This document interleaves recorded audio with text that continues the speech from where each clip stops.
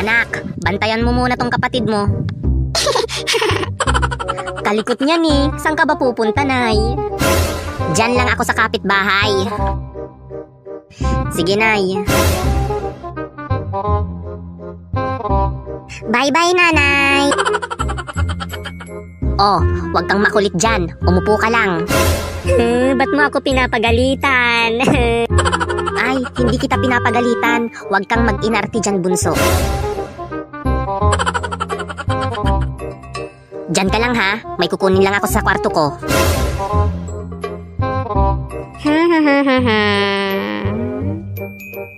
Aakyat ako dito.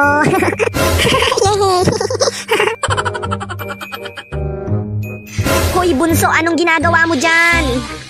Naglalaro ako dito, kuya. Bumaba ka dyan, baka mahulog ka. Ayoko nga, ang saya dito eh. Ayaw mo?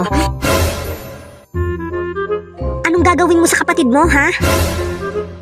Nay, itong si Bunso. Nay, binuhat ako ni kuya, tas nilagay niya ako dito, tas pinapalo niya ako, Nay.